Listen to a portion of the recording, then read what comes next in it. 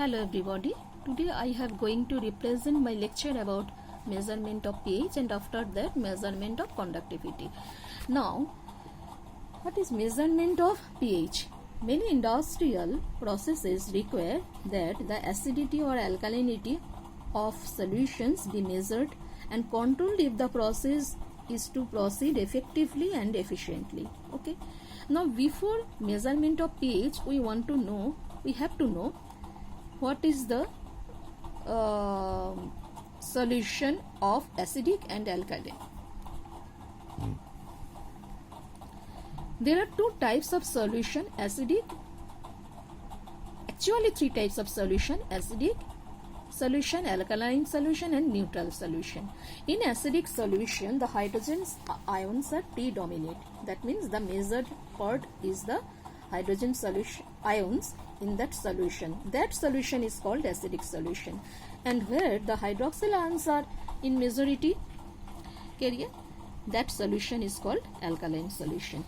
Now, pH value of a solution is defined as the negative logarithm of hydrogen ion concentration. Here, look at this. pH equal to minus log base 10 of H plus. In case of alkaline solution, that means hydroxyl ions, here we can write OH minus. Okay. This scale ranges from 0 to 14. In a neutral solution, the concentration of both hydrogen and hydroxyl ions are equal. Both are 10 to the power minus 7 in neutral solution. So, we can write for a neutral solution pH equal to minus log 10 to the power minus 7. Either it would be H plus or it would be OH minus. Okay. It will be 10 to the power minus 7. I told you previously. So, we can write pH equal to minus log of 10 to the power minus 7 equal to 7. How? See here, minus log of 10 to the power minus 7 means minus 7 log 10. All we know, log 10 equal to 1. So, minus plus 7 into 1 means 7. So, pure water or neutral solution has a pH value of 7. Measurement of pH value is obtained by immersing a pair of electrodes into a solution to be measured and measuring the voltage developed across these electrodes. Okay. See the picture. Here it's a pH cell. Here there are two electrodes, reference electrode and measuring electrodes. What is reference electrode? It is at a constant potential regardless of the pH value of the solution under test. And what is measuring electrode? The potential of this electrode is determined the pH value of the solution under test. Okay. This electrode is called measuring electrode. The potential difference between these two electrodes depends upon the pH value of the solution. Okay. Now, reference electrode is made of glass and consists of inner assembly containing calomel, that means mercury chloride, and mercury solution. The assembly is surrounded by a larger glass tube. Okay.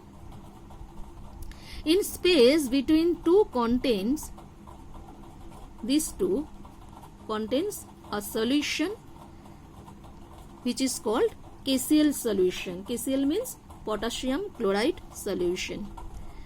The bottom of this electrode with tiny shape permit KCl solution to diffuse very slowly into the solution under test.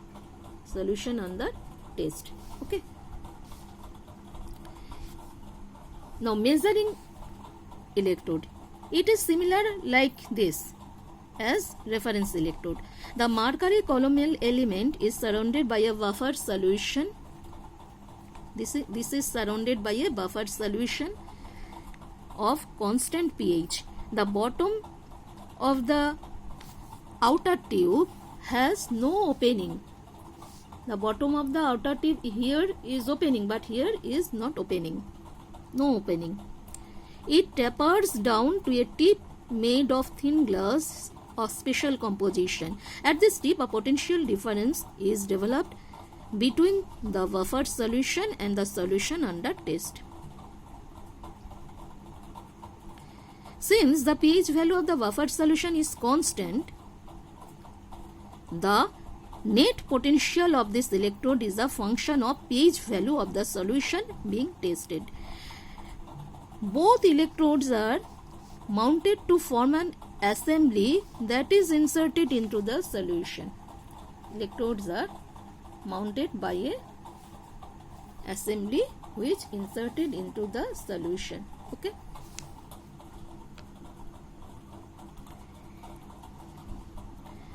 The potential difference of the electrodes, which is a function of pH value of the solution under test, is measured by a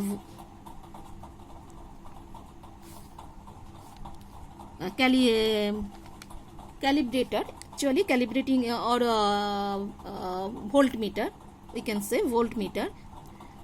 Units of pH value after amplification, it will be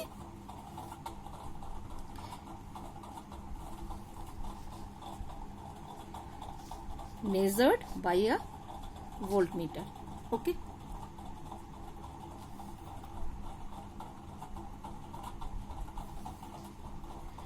After amplification, it will be used for actuating any control devices. Okay. So why we use pH in case of control system? For actuating control devices, the pH value is used. So pH measurement is necessary for that. Okay. Okay. Now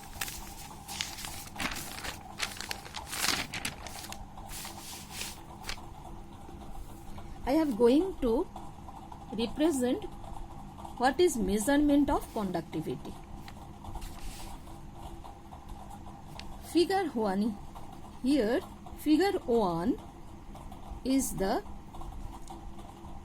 picture of measurement of thermal conductivity of thermistors. Okay. Here measurement of thermal conductivity. Two thermistors are connected in the adjacent arms of a Wheatstone bridge. This is the adjacent arms of a Wheatstone bridge. Two thermistors are connected this by adjacent arms, thermistor 1 and thermistor 2. The bridge supply is high enough to raise the thermistors above ambient temperature. Typically, it's about 180 degrees centigrade. Thermistor T1 is mounted in a static area to provide temperature compensation, while thermistor 2 is placed in the medium to be measured. So this is the measurement of thermal conductivity using two thermistors. Okay, thank you.